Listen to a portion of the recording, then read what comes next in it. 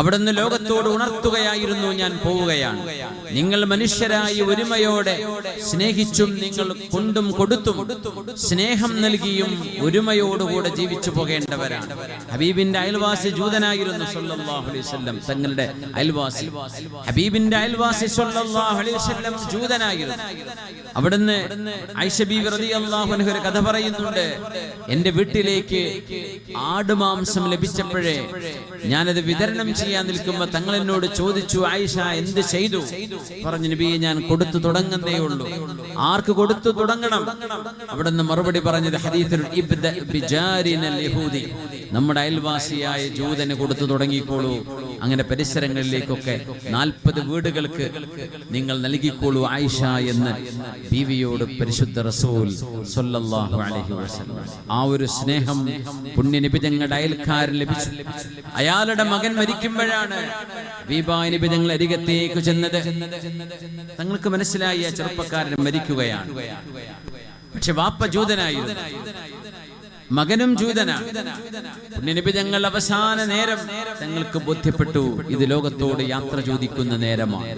ഇനിയൊരു അവസരം ഈ ചെറുപ്പക്കാരൻ ലഭിക്കുകയില്ല. ഒരുപക്ഷെ അദ്ദേഹത്തിന് കിട്ടുന്ന അവസാനത്തെ നിമിഷങ്ങളാണ്. അതുകൊണ്ട് പുണ്യനബി തങ്ങൾ പറഞ്ഞു, മോനെ ഖുൽ ലാ ഇലാഹ ഇല്ലല്ലാഹ്, ലാ ഇലാഹ ഇല്ലല്ലാഹ് മുഹമ്മദുർ റസൂലുള്ളാഹ് എന്ന് മോനെ നീ ഉച്ചരിച്ചേക്കണം. മകൻ ഇങ്ങനെ കണ്ണിലേക്ക് നോക്കി പിതാവ് പറഞ്ഞു, അബുൽ ഖാസിം, അബുൽ ഖാസിമായ പുണ്യനബി എന്താണോ മോനെ അങ്ങ് നിന്നോട് ചെയ്യാൻ പറഞ്ഞത് അത് മോനങ്ങ് ചെയ്തേക്ക് എന്ന് പിതാവിന്റെ സമ്മതവും കൂടെ കിട്ടിയപ്പോ ആ പൊന്നുമോൻ ഉച്ചരിച്ചു, അഷ്ഹദു അല്ലാ ഇലാഹ ഇല്ലല്ലാഹ് വഅഷ്ഹദു അന്ന മുഹമ്മദുർ റസൂലുള്ളാഹ്. ആ വചനം ചൊല്ലിയത് പരമാർത്ഥം. ഹബീബായ നബി തങ്ങൾ വീടിന്ന് പുറത്തിറങ്ങി ഏതാനും ചുവടുകൾ വെച്ച് നടന്നിട്ടേ ഉള്ളൂ. വീട്ടിൽ നിന്ന് ബഹളം കേൾക്കുന്നു, കരച്ചിൽ കേൾക്കുന്നു. ആ ചെറുപ്പക്കാരൻ ലോകത്തോട് യാത്ര ചോദിച്ചിരിക്കുകയാണ്. അൽഹംദുലില്ലാഹില്ലദീ ഹദാഹു ബീ. പിതാവിന്റെ മതം ജൂതമതമാണ്.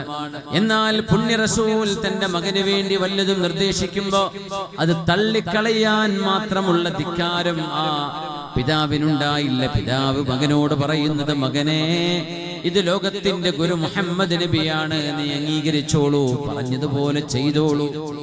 നമുക്കറിയില്ല ചരിത്രത്തിൽ എന്താണ് സംഭവിച്ചതെന്ന്. ആ പിതാവിന് ഹിദായത്തിന് അവസരമുണ്ടായി കാണുമോ ഇല്ലയോ നമുക്കറിയില്ല.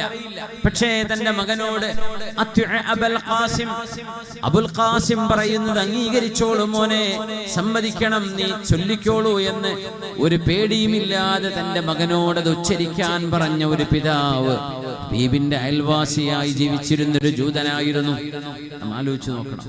അത്രമേൽ വലിയൊരു പീസ്ഫുൾ കോ എക്സിസ്റ്റൻസ്, സമാധാനത്തോടുകൂടെ ഒരുമിച്ച് ജീവിക്കാൻ കഴിയുന്ന ആ ഒരു മാനവ തലത്തിലേക്ക് ഈ ലോകത്തെ മാറ്റിയെടുക്കാൻ പുണ്യനബിക്ക് സാധിച്ചു സ്വല്ലല്ലാഹു അലൈഹി വസല്ലം. അതായിരുന്നു മുഹമ്മദ് മുസ്തഫ സ്വല്ലല്ലാഹു അലൈഹി വസല്ലം. അവിടെ തനിയായികൾ, വിശക്കുന്നവർക്ക് ഭക്ഷണം കൊടുക്കാൻ വേണ്ടി ഓടി നടന്നവർ.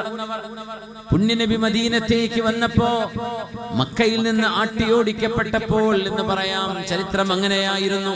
അവിടുന്ന് 500 കിലോമീറ്റർ മരുഭൂമിയിലൂടെ യാത്ര ചെയ്ത് മദീനയിലെത്തിയപ്പോൾ മദീനക്കാരോട് ആദ്യമായി അഭിസംബോധനം ചെയ്യുന്ന വാക്കുകളിൽ അഫ്ശുസ്സലാം, സമാധാനം പ്രചരിപ്പിക്കണമേ, അത്ഇമുത്ത്വാം, ഭക്ഷണം നൽകണമേ, അന്നദാനം ചെയ്യണമേ, സിലുൽ അർഹാം, കുടുംബ ബന്ധങ്ങളെ കൂട്ടിയോജിപ്പിക്കണമേ, ജ്യേഷ്ഠനും അനുജനും പെങ്ങളും ഉപ്പയുടെയും ഉമ്മയുടെയും വഴിക്കുള്ള സർവ്വബന്ധങ്ങളും, അമ്മാവന്മാരും എളാപ്പ മൂത്താപ്പന്മാര്, നിങ്ങളുടെ വല്ലിപ്പമാര് വല്യമ്മമാര് അമ്മായിമാര്, നിങ്ങളുടെ സഹോദരിമാര്, നിങ്ങളുടെ സഹോദരങ്ങളുടെ മക്കള്, നിങ്ങളെല്ലാം ചോരബന്ധങ്ങളാണ്. നിങ്ങളുടെ കുടുംബ ബന്ധങ്ങളെ സ്നേഹം കൊണ്ട് ഊട്ടിയുറപ്പിക്കണമേ. എന്നിട്ട് പറഞ്ഞു, സ്വല്ലൂ ബില്ലൈലി വന്നാസു നിയാം, ജനങ്ങളെല്ലാം കിടന്നുറങ്ങുന്ന നേരം, പ്രഭാതത്തോടടുക്കുന്ന നേരം, സുബ്ഹി ബാങ്ക് കൊടുക്കാൻ പോകുന്നതിന് മുമ്പ് ഒരൽപ്പനേരം മുമ്പ് എഴുന്നേറ്റ് നിങ്ങൾ 2 റക്അത്തെങ്കിലും അല്ലാഹുവിന് വേണ്ടി നിസ്കരിക്കണമേ. തദ്ഖുലുൽ ജന്നത ബിസലാം, നിങ്ങൾക്ക് സമാധാനത്തോടെ സ്വർഗ്ഗത്തിലേക്ക് പോകാൻ കഴിയും. ആദ്യത്തെ സാരോപദേശമാണിത്. അഫ്ശുസ്സലാം, അസ്സലാമു അലൈക്കും എന്ന് പ്രചരിപ്പിക്കണമേ. സമാധാനം നേരണം.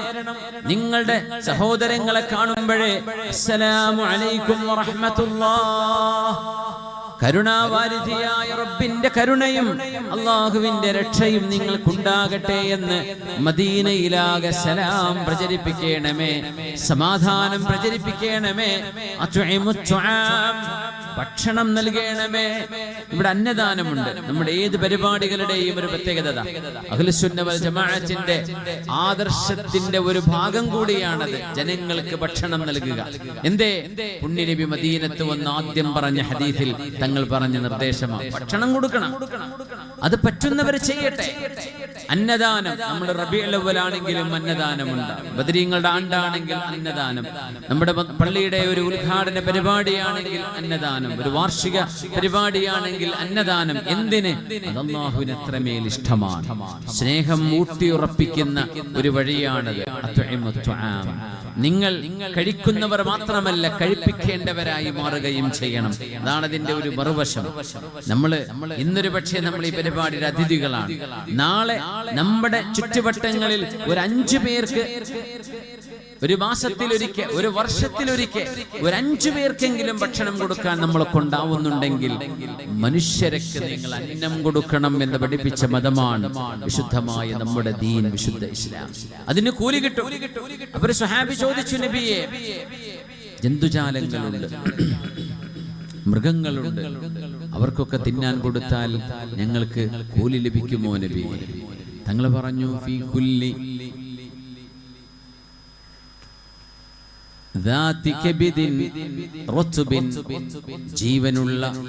ജീവനുള്ള കരളുള്ള ഏതെല്ലാം ജന്തുക്കൾക്ക്, ജീവികൾക്ക്, ജീവനുള്ളവകൾക്ക് നിങ്ങൾ നൽകിയാലും നിങ്ങൾക്ക് അല്ലാഹു അതിന് പ്രതിഫലം നൽകും എന്ന് പഠിപ്പിച്ചു റസൂലുള്ളാഹി സ്വല്ലല്ലാഹു അലൈഹി വസല്ലം. അഭിസാരികയായിരുന്ന, വ്യഭിചാരം ചെയ്ത് ജീവിച്ചിരുന്ന ഒരു പെണ്ണ് തന്റെ ഷൂ കയറുകൊണ്ട് കെട്ടിയിട്ട് കിണറ്റിലേക്ക് താഴ്ത്തി ആ ഷൂവിൽ വെള്ളം നിറച്ച് ദാഹിച്ചു വലഞ്ഞ ഒരു നായക്ക് വെള്ളം കൊടുത്തതിന്റെ പേരിൽ അല്ലാഹു അവൾക്ക് മാപ്പ് കൊടുത്തു എന്ന് പഠിപ്പിച്ചിട്ടുണ്ട് ലോകത്തിന്റെ ഗുരു മുഹമ്മദ് റസൂലുള്ളാഹി സ്വല്ലല്ലാഹു അലൈഹി വസല്ലം. അതുകൊണ്ട് തെരുവിൽ കഴിയുന്ന സ്റ്റാൻഡേർഡ് പെറ്റ്സുകൾ ഉണ്ടാകും, ജന്തുക്കൾ ഉണ്ടാകും, പക്ഷികളുണ്ടാകും, ജീവജാലങ്ങൾ. അവകൾക്കൊക്കെ നിങ്ങൾക്ക് ഒരിറ്റ് വെള്ളമോ ഒരു റൊട്ടി കഷ്ണമോ ഒരൽപ്പം ചോറോ വറ്റോ കൊടുക്കാൻ കഴിഞ്ഞാൽ പോലും അതിനുപോലും അല്ലാഹു നിങ്ങൾക്ക് പ്രതിഫലം നൽകും. ആടിന്റെ ഉടമയായ ഒരു മനുഷ്യൻ, നബിയേ, എന്റെ ആടിന് എനിക്ക് അറുക്കാൻ വേദനയാണ്, ഇന്നി അർഹമുശാതൻ അദ്ബഹഹാ. നബിയേ, എനിക്ക് ആടുകളുണ്ട്, പക്ഷേ ആടിനെ അറുക്കാൻ എന്നെ കൊണ്ട് കഴിയില്ല, എനിക്ക് എന്തോ അതൊരു ഇഷ്ടമില്ലാത്ത കാര്യമാണ്, എന്റെ മനസ്സ് പടക്കുന്നു നബിയെ, എനിക്ക് അറവ് സാധ്യമല്ല എന്ന് പറഞ്ഞപ്പോ ഇൻ തർഹംഹാ യർഹമുകല്ലാഹ്, ആടിനോട് നിങ്ങൾ കരുണ ചെയ്താൽ നിങ്ങൾക്ക് അങ്ങനെ ചെയ്യാൻ പറ്റുന്ന നിങ്ങൾ ചെയ്യണ്ട, നിങ്ങൾ അങ്ങനെ ചെയ്യണ്ട, അറുക്കേണ്ടതില്ല. നിങ്ങൾ ആ ആടിനോട് കാണിക്കുന്നത് കരുണയാണെങ്കിൽ അതിന് പകരം അല്ലാഹു നിങ്ങളോടും കരുണ കാണിക്കുന്നുണ്ട് എന്ന് റസൂലുള്ളാഹി സ്വല്ലല്ലാഹു അലൈഹി വസല്ലം. ജന്തുജാലങ്ങളോട് ഒരു ഒട്ടകത്തെയോ മറ്റോ അറുത്തിട്ട് അറിവ് പകുതിയായിരിക്കെ കത്തി മൂർച്ച കൂട്ടാൻ പോയ ഒരാളോട് തങ്ങൾ ദേഷ്യപ്പെട്ടുകൊണ്ട് ചോദിച്ചു പോയി, നിങ്ങൾ ആ മൃഗത്തെ 2 തവണ കൊല്ലുകയാണോ? നിങ്ങൾ എന്താണ് ഈ കാണിക്കുന്നത്? നിങ്ങൾക്ക് അതിന് അറിവ് ചെയ്യുന്നുണ്ടെങ്കിൽ അത് മൂർച്ച കൂട്ടി ഉറപ്പുവരുത്തിയതിന് ശേഷമല്ലേ ചെയ്യാൻ പാടുള്ളൂ. മിണ്ടാ പ്രാണികളോട് ഇങ്ങനെ നിങ്ങൾ ക്രൂരത കാണിക്കുകയാണോ എന്ന് പോലും പുണ്യനബി ചോദിച്ചിട്ട് പറഞ്ഞു, നിങ്ങൾ എല്ലാറ്റിലും മൃദുലതയും എല്ലാറ്റിലും നൈർമല്യവും കാണിക്കേണ്ടവരാണ്. നിങ്ങൾ അങ്ങനെ ഒരു ബുച്ചറി ചെയ്യുന്ന ആളാണെങ്കിൽ, ഒരു ബുച്ചറാണെങ്കിൽ, നിങ്ങൾ അറുക്കുന്ന അറവ് മൃഗത്തോട് പോലും അതിന് വേദന തോന്നാത്ത വിധം പെട്ടെന്ന് നിങ്ങൾ ആ കർമ്മം നിർവഹിക്കണമെന്നും അതിന് നിങ്ങൾ ബുദ്ധിമുട്ടാക്കരുത്. അത് അല്ലാഹു നിങ്ങൾക്ക് അനുവദിച്ച മാംസമാണെങ്കിൽ പോലും ആ ജീവിയോട് കരുണ കാണിക്കണേ എന്ന് മഹാനായ റസൂലുള്ളാഹി സ്വല്ലല്ലാഹു അലൈഹി വസല്ലം. രണ്ട് പ്രാവിന്റെ രണ്ട് കൊച്ചു കുഞ്ഞുങ്ങളെ പിടിച്ചുകൊണ്ടുവന്ന സ്വഹാബിമാരെയാണ് മാർച്ച് ചെയ്ത് കടന്നു പോകുന്ന ഹബീബിന്റെ യാത്രാ സംഘത്തെ പുണ്യനബി തങ്ങൾ തടഞ്ഞു നിർത്തിയത്. അവിടുന്ന് പറഞ്ഞു, ജാഅത് ഇലൈഹി ഹമാമത്തുൻ മുഷ്താഖതൻ. പുണ്യനബി തങ്ങളുടെ മുമ്പിലേക്കാണ് ഒരു പ്രാവ് ഓടി വന്ന് പറന്നു വന്ന് തങ്ങളോട് പരാതി പറഞ്ഞത്. തന്റെ രണ്ട് കുഞ്ഞുങ്ങളെ അങ്ങയുടെ അനുയായികളിന്റെ കൂട്ടിൽ നിന്ന് എടുത്തുകൊണ്ടുപോയിട്ടുണ്ട് എന്ന്. പുണ്യനബി ചോദിച്ചല്ലോ, ആരാണ്? മൻ ഫജഅ ഹാദിഹി ബിഫർഖൈഹാ. നൂറുകണക്കിന് ആളുകൾ പോകുന്ന സൈന്യം നിങ്ങൾ സങ്കല്പിക്കുക. മരുഭൂമിയിലൂടെ മലകൾക്കിടകളിലൂടെ കടന്നു പോകുന്ന സൈന്യത്തെ അവിടെ നിർത്തിയിട്ടാണ് ഹബീബിന്റെ ആഹ്വാനം, നിൽക്കണേ. രണ്ട് മനുഷ്യ കുഞ്ഞുങ്ങൾ നഷ്ടപ്പെട്ടതിനെ കുറിച്ചല്ല ഈ പറയുന്നത്, രണ്ട് പ്രാവിന്റെ കുഞ്ഞുങ്ങൾ. അങ്ങനെയാണെങ്കിൽ മനുഷ്യർക്ക് കൊടുക്കുന്ന മഹത്വം എത്രയാണ്? രണ്ട് പ്രാവിന്റെ കുഞ്ഞുങ്ങളെ ആരാണ് വേദനിപ്പിച്ചത്? ഈ പ്രാവിനോട് പരാതി പറയുന്നു എന്ന്. ഇതിന്റെ കുഞ്ഞുങ്ങളെ തിരിച്ചതിന്റെ കൂട്ടിൽ കൊണ്ടുപോയി വെക്കണം എന്ന് അവിടുത്തെ അനുയായികളോട് ആഹ്വാനം ചെയ്ത കമാൻഡറാണ് ലോകത്തിന്റെ ഗുരു, നമ്മുടെ നേതാവ് മുഹമ്മദ് റസൂലുള്ളാഹ് സ്വല്ലല്ലാഹു അലൈഹി വസല്ലം. നമുക്ക് അഭിമാനിക്കാം, നമ്മുടെ ഹബീബിന്റെ ജീവിതം ഇങ്ങനെയാണ്. അവിടുന്ന് പഠിപ്പിച്ച കരുണയാണിത്. ആ കരുണയിൽ നിന്നാണ് സ്വഹാബിമാർ പഠിച്ചത്. അവിടെ നിന്നാണ് താബിഈങ്ങൾ പഠിച്ചത്. അങ്ങനെയാണ് യസീദ് ഇബ്നുൽ മുഹല്ലബ് മുതലാളിയാണ്, പ്രമാണിയാണ്. അദ്ദേഹം ഹജ്ജിന് വന്നിരിക്കുന്നു. ഹജ്ജിന് വന്നപ്പോ ഹജ്ജ് കർമ്മം കഴിഞ്ഞാൽ തലമുണ്ഡനം ചെയ്യുന്ന സുന്നത്തെടുക്കുമ്പോ, തലമുണ്ഡനം ചെയ്ത് തഹല്ലുലാകുമ്പോ തലമുടി മുറിച്ചാൽ മതി. മുണ്ഡനം ചെയ്യുന്നത് ഏറ്റവും പ്രതിഫലമുള്ള കർമ്മമാണ്. അങ്ങനെ മഹാനായ യസീദ് ഇബ്നുൽ മുഹല്ലബ് റഹ്മഹുല്ലാഹ് തന്റെ മുടിയെടുത്തപ്പോൾ ആ പണി ചെയ്ത ബാർബർക്ക് 1000 സ്വർണ്ണ നാണയം കയ്യിൽ ഒരു കിഴി വെച്ചു കൊടുത്തു. 1000 സ്വർണ്ണ നാണയം. ഇത് കിട്ടിയപ്പോ ആ ബാർബർ പണി ചെയ്ത സഹോദരന്, അദ്ദേഹത്തിന് അത്ഭുതം കൊണ്ട്, സന്തോഷം കൊണ്ട് എന്താ ചെയ്യേണ്ടെന്ന് അറിഞ്ഞില്ല. 1000 ഒരു ദീനാറ് പോലും തലമുണ്ഡനം ചെയ്യുന്ന ഒരു നേരത്തെ പണിക്ക് കിട്ടാറില്ല. സ്വർണ്ണ നാണയമാണ് ദീനാർ. 1000 സ്വർണ്ണ നാണയം ഇയാളുടെ കയ്യിൽ കിട്ടിയപ്പോ അദ്ദേഹം പറഞ്ഞു, ഒന്ന് നിൽക്കണേ, എന്റെ ഈ സന്തോഷം എന്റെ ഉമ്മയോടൊന്ന് പറഞ്ഞു കൊടുക്കട്ടെ. ഞാൻ എന്റെ ഉമ്മയോട് ഈ സന്തോഷമെന്ന് പറയട്ടെ. സ്വന്തം ഉമ്മയോട് പറയാൻ അദ്ദേഹം ഓടാനിരിക്കുമ്പോ യസീദ് ഇബ്നുൽ മുഹല്ലബ് എന്നവരെ തന്റെ ഖാദിമിനോട് പറഞ്ഞു, കൊടുക്കിൻ വേറെയും 1000 ദിർഹം വേറെയും കിട്ടി. ഉമ്മയോട് സന്തോഷം പറയാൻ പോകുന്നു എന്ന് കേട്ടപ്പോ അദ്ദേഹം പറഞ്ഞു, നിങ്ങൾ ആരാണ്? എന്തിനാണ് നിങ്ങൾ എനിക്ക് ഇത്രമാത്രം? ഇതൊക്കെ ഞാൻ അർഹിക്കുന്നുണ്ടോ? ഇത്രയും കാശ് എന്റെ കയ്യിൽ വന്ന സ്ഥിതിക്ക് ഇനി ഞാൻ ബാർബർ പണി എടുക്കുന്നില്ല, ഞാൻ നിർത്തിവെച്ചു. എനിക്ക് ജീവിക്കാനുള്ളതെല്ലാം ഇതിൽ നിങ്ങൾ തന്നു കഴിഞ്ഞു. ഇനി ഞാൻ ഈ ജോലിക്കെടുക്കുന്നില്ല. ബാക്കി സമയം ഞാൻ അള്ളാഹുവിന്റെ ഇബാദത്തിന് സമയം കണ്ടെത്തുകയാണ്. ഇത് പറഞ്ഞപ്പോ കൊടുത്തു വേറെയും 1000. അങ്ങനെ 3000 സ്വർണ്ണ നാണയങ്ങൾ കയ്യിൽ കിട്ടിയ, മക്കയിൽ തലമുണ്ഡനം ചെയ്യാൻ നിന്നിരുന്ന ഒരു ബാർബർ ഷോപ്പിൽ ജോലി ചെയ്തിരുന്ന ഒരു ചെറുപ്പക്കാരന്റെ ചരിത്രം യസീദ് ഇബ്നുൽ മുഹല്ലബ് എന്നവരുമായി ബന്ധപ്പെട്ട് കാണാൻ കഴിയും. ഇതിന്റെയൊക്കെ ആധാരശില എവിടെയാണെന്നറിയുമോ? ഹബീബായ നബി തങ്ങളുടെ മുമ്പിലേക്ക് വന്ന് ഹബീബായ തങ്ങളോട്, നബിയെ എനിക്ക് എന്തെങ്കിലും തരണേ എന്ന് ചോദിച്ചപ്പോൾ ഹുനൈനിന്റെ 2 മലകൾക്കിടയിൽ അവിടെ നിർത്തിയിരുന്ന, അവിടെ മേയാൻ വിട്ടിരുന്ന ആട്ടിൻകൂട്ടങ്ങളെ കാട്ടിക്കൊടുത്തിട്ട് ഹബീബായ നബി തങ്ങൾ പറഞ്ഞു, ആ 2 മലകൾക്കിടയിൽ മേഞ്ഞു നടക്കുന്ന ആടുകൾ മുഴുവനും നീ കൊണ്ടുപോയിക്കോ എന്ന് ഒരു പരിചയവുമില്ലാതിരുന്ന ഒരു പാവം മനുഷ്യനോട് പുണ്യനബി തങ്ങൾ ഹുനൈനിൽ വെച്ച് പറഞ്ഞപ്പോഴാണ് ആ ആട്ടിൻ പറ്റത്തെ മുഴുവൻ തെളിച്ചു കൊണ്ടുപോയി തന്റെ നാട്ടുകാരോട് പോയി പറഞ്ഞത്, ജനങ്ങളെ, ആരാണ് മുഹമ്മദ് മുസ്തഫ എന്ന് നിങ്ങൾക്കറിയുമോ? ഇന്ന മുഹമ്മദൻ യുഅതി അതാഅ മൻ ലാ യഖ്ശൽ ഫഖർ. ദാരിദ്ര്യം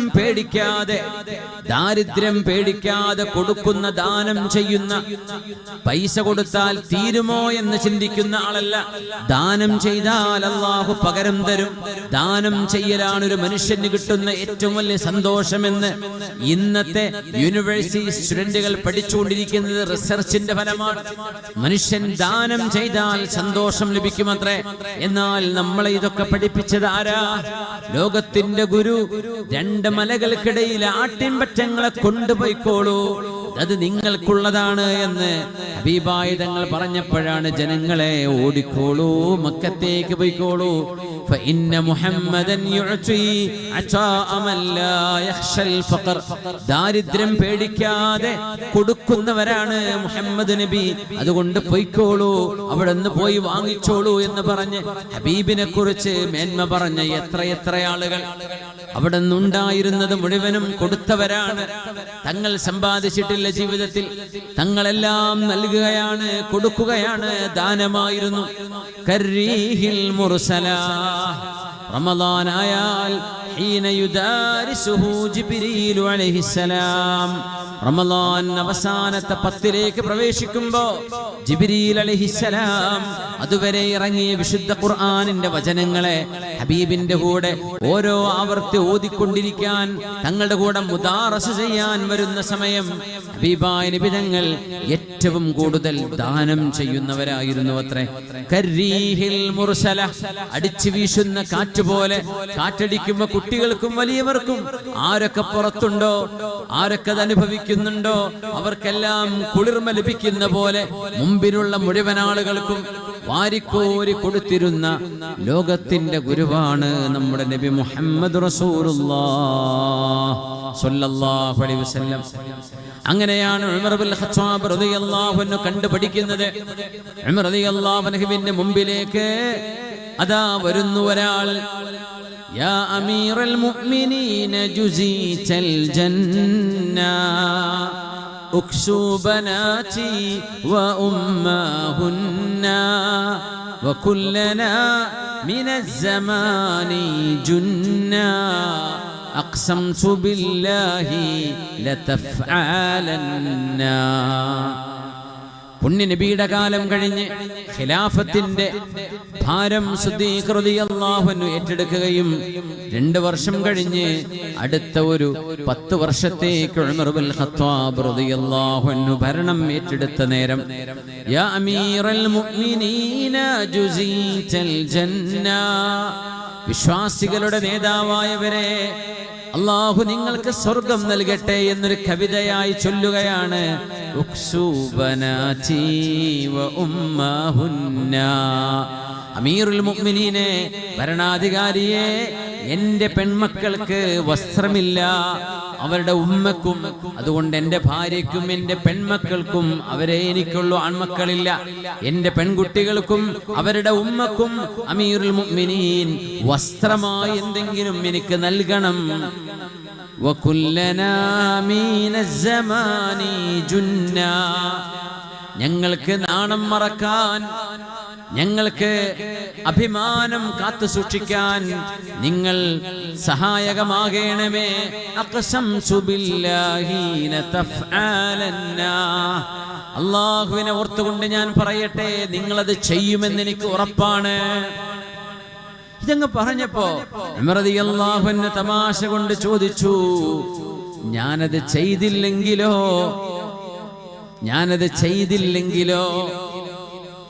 എന്ത് സംഭവിക്കും? പറഞ്ഞു,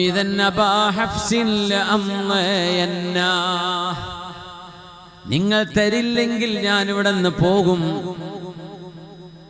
നിങ്ങൾ പോയാൽ എന്ത് സംഭവിക്കും? അദ്ദേഹം പറഞ്ഞു, ഇദൻ അബാ ഹഫ്സിൻ ലതുസ്അലന്ന. യൗമ തകൂനുൽ ഉഅതയാതു ജന്നാ വമൗഖിഫുൽ മസ്ഊലി ബൈനഹുന്നാ ഇമ്മാ ഇലാ നാരിൻ വഇമ്മാ ജന്നാ. ഞാനങ്ങ് പോകും, എന്നാലും നിങ്ങളോട് അല്ലാഹു ചോദ്യങ്ങൾ ചോദിക്കുന്ന ഒരു ദിവസം വരാൻ പോകുന്നുണ്ട്. നിങ്ങൾ ഭരണാധികാരിയായിരുന്നില്ലേ? ജനങ്ങളുടെ ഉത്തരവാദിത്വം ഏറ്റെടുത്തവരായിരുന്നില്ലേ? ലതുസ്അലന്ന ഉമറേ, നിങ്ങളോട് ചോദിക്കപ്പെടും. യൗമ തകൂനുൽ ഉഅതയാതുൽ ജന്നാ, അന്ന് അല്ലാഹു നൽകുന്ന റബ്ബിന്റെ ദാനങ്ങൾ എന്ന് പറയുന്നത് സ്വർഗമാണ് എന്ന് കിട്ടാൻ പോകുന്നത്. വമൗഖിഫുൽ മസ്ഊലി ബൈനഹുന്നാ ഇമ്മാ ഇലൻ നാരി വഇമ്മൽ ജന്നാ. ഒന്നുകിൽ സ്വർഗത്തിലേക്ക് അല്ലെങ്കിൽ നരകത്തിലേക്ക്. ഈ രണ്ട് പ്രതിഫലത്തിന്റെ, ഒരു ശിക്ഷയുടെയും പ്രതിഫലത്തിന്റെയും ഇടയിൽ നിന്നുകൊണ്ട് അല്ലാഹു നിങ്ങളോട് ചോദ്യം ചോദിക്കുമ്പോൾ, ഉമറേ, നിങ്ങളോട് ഞങ്ങൾ ചോദിച്ച ഈ ഒരു അപേക്ഷക്ക് നിങ്ങൾ മുഖം തിരിഞ്ഞതിന് അല്ലാഹുവിനോട് നാളെ മറുപടി പറയേണ്ടി വരും എന്ന് പറഞ്ഞപ്പോഴാണ് അമീറുൽ മുഅ്മിനീൻ കരഞ്ഞു പോയത്. ഉമർ റളിയല്ലാഹു അൻഹു തമാശക്ക് ചോദിച്ചതായിരുന്നു അത്. പക്ഷേ മറുപടി വന്നത് ഞങ്ങൾ അവിടെ വെച്ച് കാണാം. സത്യവിശ്വാസികൾക്ക് അത്രേ പറയാനുള്ളൂ. ഇവിടെ വഞ്ചിക്കുന്നവരുണ്ട്. ഈ ലോകം അങ്ങനെയാണ്. വഞ്ചന നടത്തുന്നവരുണ്ട്. പച്ചക്കള്ളം ഡോക്യുമെന്റുകൾ ഉണ്ടാക്കി നമ്മുടെ സ്വത്ത് അപഹരിക്കുന്നവരുണ്ടാകാം, നമ്മുടെ അവകാശം ഹനിക്കുന്നവരുണ്ടാകാം, നമുക്ക് ഹക്കായത് ലഭിക്കാതെ പോകാൻ അവസരമുണ്ടാക്കുന്നവരുണ്ടാകാം, നമ്മുടെ ന്യായം അന്യായമാണെന്ന് വാദിക്കാൻ ആളുകളുണ്ട് ഇവിടെ. എന്നാൽ ഇതെല്ലാം പൊളിച്ചെഴുതപ്പെടുന്ന, സത്യം മാത്രം വിജയിക്കുന്ന ഒരു കോടതിയുണ്ട്. ആ കോടതിയിലെ ജഡ്ജിമാർ, അവിടെ ജഡ്ജിമാർ എന്ന് പറയാനില്ല, ഒരു ജഡ്ജേ ഉള്ളൂ. അത് അല്ലാഹുവാണ്. ഹുവൽ ഹകമുൽ അദിൽ, പരമമായ നീതി മാത്രം, നീതിമാനായ നീതിഭദ്രമായി മാത്രം കാര്യങ്ങൾ വിധിക്കുന്ന അല്ലാഹുവിന്റെ കോടതിയിൽ അവിടെ വെച്ച് കാണാമെന്ന് മാത്രമേ ഒരു വിശ്വാസിക്ക് പറയാൻ കഴിയൂ. ഇവിടെ നിന്ന് നടക്കില്ലെങ്കിൽ കോടതിയെ സമീപിക്കാം, പക്ഷേ നീതി ലഭിച്ചില്ലെങ്കിലോ? നീതി ലഭിക്കുന്ന ഒരു ഇടമുണ്ട് അവിടെ. ഒരു കൊലയാളിക്കും ഒരാൾക്കും ഒരു വഞ്ചകനും അവിടെ രക്ഷപ്പെടുക സാധ്യമല്ല. ഫലഖതഹമൽ അഖബ വമാ അദ്റാക മൽ അഖബ. പ്രതിസന്ധികളെ തരണം ചെയ്യേണ്ടതുണ്ട്. നമുക്ക് പ്രതിസന്ധികൾ തരണം ചെയ്യേണ്ടതുണ്ട്.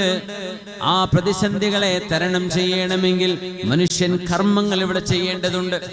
ഉമർ റളിയല്ലാഹു അൻഹു അവിടുത്തെ ഖമീസ് അഴിച്ചു കൊടുത്തിട്ട് മഹാനവരുടെ കണ്ണിന്റെ കണ്ണിനീർ താടിരോമത്തിലൂടെ ഉറ്റി വീഴുകയായിരുന്നു. എന്നിട്ട് മഹാനവറുകൾ ആ ചോദിച്ച പിതാവിന്റെ കൈകളിലേക്ക് ഉമർ റളിയല്ലാഹു അൻഹു അത് ഏൽപ്പിച്ചു കൊടുക്കുന്നു. തന്റെ ഖമീസ്, തന്റെ കുപ്പായം അത് ഏൽപ്പിച്ചു കൊടുത്തിട്ട് പറഞ്ഞു, ഇപ്പൊ എന്റെ കയ്യിൽ ഇതേ ഉള്ളൂ, നിങ്ങൾക്ക് ഞാൻ തരാം.